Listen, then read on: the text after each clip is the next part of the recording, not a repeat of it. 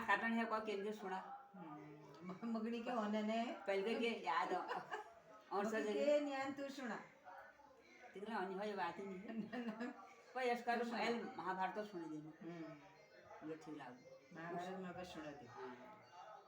तो एक बार पांडवों को अज्ञातवास में थे पांडव, तो उनको प्यास लगी। तो पांचों भाइयों में से सबसे पहले छोटे नकुल सहदेव गए, क्योंकि सेवा करना छोटे का ही काम होता है। तो वो वहाँ गए तालाब के पास पानी भरने। तो जैसे ही उन्होंने अपना बर्तन उस तालाब में डाला पानी लेने के लिए, तैसे वहाँ यक्ष प्रकट हो गया। तो उसने कहा मेरे प्रश्नों का उत्तर दीजिए। तो उसने प्रश्न बोले तो वो नहीं दे पाए, तो वो मूर्छित हो गए। उसके बाद फिर अर्जुन गए, अर्जुन से भी वही प्रश्न किए। अर्जुन ने भी पानी लेने की जैसे चाहा, तो उनसे भी वही प्रश्न किए, पूछे उसने, क्या कहते हैं, यक्ष ने। तो वो भी मूर्छित हो गए।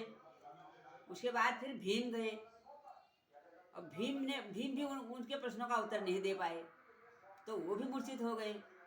आखिरी में जब चारों भाई नहीं आए, पानी लेके नहीं लौटे, तो धर्मराज युधिष्ठिर को बहुत चिंता हुई।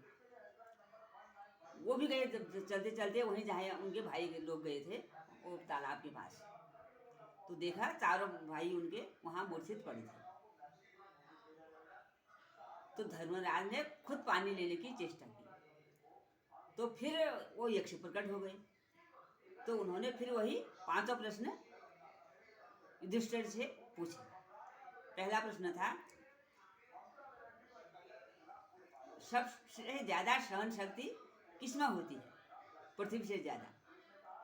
तो वो तो धर्मराज जी थे, उन्होंने बताया माँ में होती है। तो दूसरा प्रश्न था यक्ष का कि सबसे ऊंचा स्थान किसका है?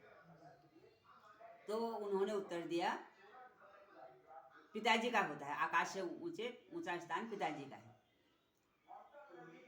तो फिर तीसरा प्रश्न पूछा यक्ष ने कि मन के वेग से, पवन के वेग से ज्यादा गति किसकी होती है? पवन के वेग से ज्यादा गतिमान कौन होता है? तो धर्मराज ने उत्तर दिया मन की गति पवन के वेग से अधिक होती है।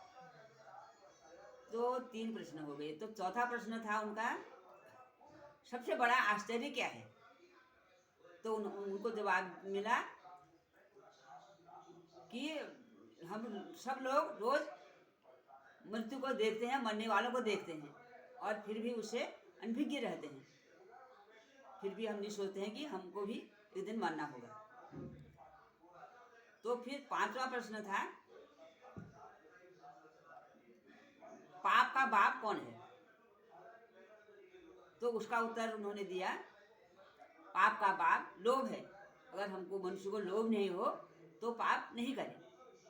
तो उन्होंने यक्ष के सारे प्रश्नों का सही उत्तर दिया। संतोषजनक उत्तर दे दिया।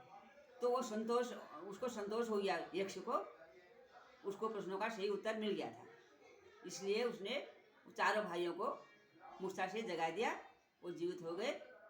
वो पांचों भाई पानी लेके वापस आ गए। इस प्रकार ये महाभारत की कथा है।